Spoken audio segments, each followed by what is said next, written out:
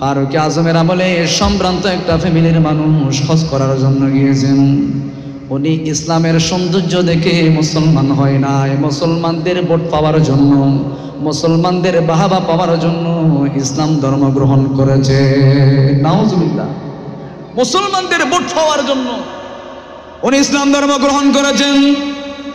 হজ করার জন্য যখন ওই যে মক্কা শরীফের মধ্যে যখন গেলেন, গরিব একজন সাহাবী অজান্তেই তার কাপড়ের মধ্যে যখন পা লেগেছেন, পা লাগার সাথে সাথে উনি আর দেরি করে নাই, পয়সাওয়ালা লোকটা গরিব সাহাবীর গালের মধ্যে থাপ্পড় মেরেছে। নাউজুবিল্লাহ। থাপ্পড় মেরেছে। ওই সাহাবী কিছু বলে নাই, চুপ করেছিলেন। সাইয়েদনা ফারুক আজমের দরবারের মধ্যে নালিশটা দিতে লাগলেন, আমিরুল মুমিনিন, আপনি খলিফাতুল মুসলিমিন, আপনার বিচারটা এমন ছিল, নিজের ছেলে অপরাধ করলে আপনি সাথ দেন নাই, নিজের পরিবার অপরাধ করলে আপনি সাথ দেন নাই। আমিরুল মুমিনিন, আমরা দেখেছি আপনি রাতের বেলায় এলাকার মধ্যে বের হয়ে গিয়েছেন, কোন মানুষ আপনার বিচার থেকে বঞ্চিত হয় নাই। ও আমিরুল মুমিনিন, বিচার করেন। ওই মানুষটা সবচেয়ে বড় ধনী। আমি যখন হজ করতে গেলাম, ওই মানুষটা ধনী হলেও যার দরবারের মধ্যে গিয়েছি তিনি তো কোনো গরিব মানুষ নয়। তিনি গরিবকে ধনী বানায়, ধনীকে গরিব বানায়, বলেন তিনি কে? আমিরুল মুমিনিন, আপনি বিচার করেন। যেই সময় আমি তাওয়াফ করতেছিলাম, ওই সময় লক্ষ লক্ষ মানুষের সামনে ওই মানুষটা, পয়সাওয়ালা লোকটা, আমার চুলগুলা ধরে আমার গালের মধ্যে থাপ্পড় মেরেছিল। আমিরুল মুমিনিন, আমি জানি আপনার দরবার থেকে কোনো মানুষ বিচার না নিয়ে যায় না। আমরা জানি আপনি খলিফাতুল মুসলিমিন, আপনার দরবার থেকে মুসলমান কেন বিধর্মীরা পর্যন্ত বিচার না পেয়ে যায় না। সুবহানাল্লাহ বলেন। আমিরুল মুমিনিন, বিচার করেন। আমি গরিব মানুষ, আমার কাপড়ের কোনো ঠিক নাই, আমার পয়সা নাই, কিন্তু আমি একজনকে জীবন দিয়ে ভালোবাসি, তিনি আমার রব। সুবহানাল্লাহ বলে। আমার রব তো আমাদেরকে ঠকাবে না। আপনি খলিফাতুল মুসলিমিন, আপনার দরবারের মধ্যে আমি বিচার দিলাম। ওই পয়সাওয়ালা লোকটা হাজার হাজার মানুষের সামনে আমাকে চুলের জুটি ধরে থাপ্পড় মেরেছিল। আমার একটাই অপরাধ ছিল, অজান্তে তার কাপড়ের মধ্যে আমার পা লেগেছিল। সুবহানাল্লাহ বলে। বিচার করে। আমিরুল মুমিনিন তো গরম হয়ে গেলেন। এমন স্পর্ধা, লক্ষ লক্ষ মানুষের সামনে তোমাকে থাপ্পড় মেরেছেন।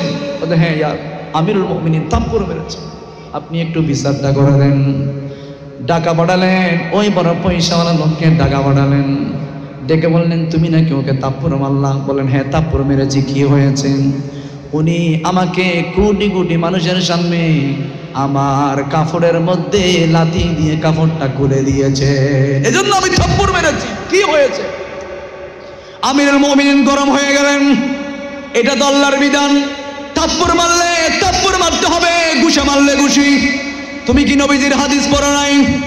আমার রহমাতুল লিল আলামিন বিদায় হজের ভাষণের মধ্যে রহমাতুল লিল আলামিন সাহাবীদেরকে বলতে লাগলেন, ও আমার সাহাবায়ে কেরাম, আমি নবীজি অল্প দিনের মধ্যে আল্লাহর দরবারের মধ্যে চলে যাব, আমি চলে যাব, আমি বেশি দিন তোমাদের মধ্যে থাকবো না। আমি তোমাদের কাছে বলতে যাই, কোনো মানুষ যদি আমার থেকে একটা টাকাও যদি পেয়ে থাকবো, আমি নবীজি এই মুহূর্তে ডিক্লার দিলাম তোমাদের প্রাপ্য দিয়ে দেব। সুবহানাল্লাহ বলে। তাহলে আপনি চিন্তা করে দেখেন, কত মানুষকে আপনি মাফের মধ্যে কম দিলেন, কত মানুষের গুনাহগুলো আপনি কাদের মধ্যে দিলেন। কিয়ামতের ময়দানে একজনে নামাজ নিয়ে যাবে, একজনে হজ নিয়ে যাবে, একজনে যাকাত নিয়ে যাবে, একজনে আপনার ইবাদতগুলো নিয়ে যাবে। লাজ পরাজয়ে লাঞ্ছনা, অপমানিত, ঘৃণা, লাঞ্ছনা হয়ে আপনাকে রব্বুল আলামিন জাহান্নামের মধ্যে নিক্ষেপ করবে। নাউযুবিল্লাহ বলে।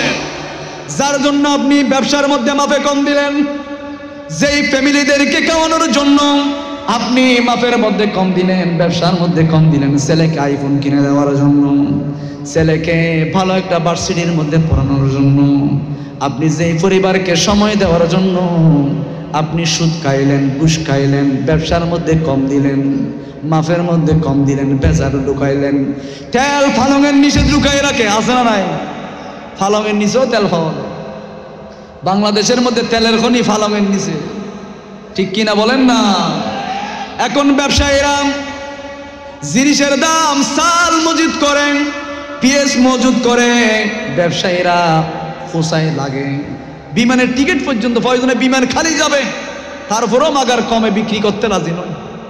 এই ব্যবসায়ীরা বিমানের টিকিট সবগুলো কিনে ফেলবে, কিনে যেই বিমানের টিকিটগুলা 30,000 টাকা 25,000 টাকা দিয়ে আগে পাওয়া যেত ওমান যাওয়ার জন্য, এখন ব্যবসায়ীরা পয়সাওয়ালারা সিন্ডিকেট করে টিকিট সবগুলো কিনে রাখে, যা বিক্রি করতে পারবে পারবে, নতুবা বিমান খালি যাবে।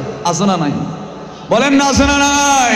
এই ধরনের ব্যবসায়ী, কুলাঙ্গার ব্যবসায়ী, জাহান্নামী ব্যবসায়ী, আমার নবীজি তাদেরকে অভিশাপ দিয়েছেন, যিনি রহমাতুল লিল আলামিন, যার বিচারের মধ্যে কোনো পক্ষপাতিত্ব ছিল না, যাকে আল আমিন বানিয়ে, রহমত বানিয়ে, কুল কায়নাতের জন্য রহমত বানিয়ে যিনি পাঠিয়েছেন, বলেন তিনি কে? ওয়ামা আরসালনাকা ইল্লা রাহমাতুল লিল, জোরে বলেন না, রাহমাতুল লিল। ওই নবী মানুষের জন্য রহমত, পশু পাখির জন্য রহমত। আমার নবী বললেন, আমি তোমাদেরকে ডিক্লার দিচ্ছি, খবরদার তোমাদের সাথে চলাফেরার কারণে কেউ যদি আমার থেকে কোনো কিছু পেয়ে থাকো, কোনো মানুষের প্রাপ্য যদি পেয়ে থাকো, আমাকে বলো, আমি সব দিয়ে দেব। কারণ মানুষের হক আপনি, যার হকগুলো আপনি মেরে খেয়েছেন, মানুষের হক আপনি মেরে খেয়েছেন। আল্লাহ রাব্বুল আলামিন বলেন, ও বান্দা, নামাজ ফরজ নাই, আমি আল্লাহ তোকে চাইলে আমার রহমত দিয়ে তোর জীবনের গুনাহ মাফ করে দেব। সুবহানাল্লাহ। ও বান্দা, নামাজ ফরজ নাই, তুই মিথ্যা বলেছিস, তুই যা কিছু করেছিস, মানুষের নাফরমানি, মানুষের হক মারা ছাড়া যত অপরাধ করবি, বান্দা, আমি চাইলে আমার রহমত দিয়ে, আমি তো রহমান, আমি তো দয়ার সাগর। দয়ার সাগর কে? আরো জোরে বলেন না, কে? আমি তোমাকে মাফ করে দিতে পারবো। এজন্য মানুষের হক যখন আপনি মারবেন, তখন ওই হকটা যিনি মাফ করবেন না, বলেন তিনি কে? আরো জোরে বলেন না।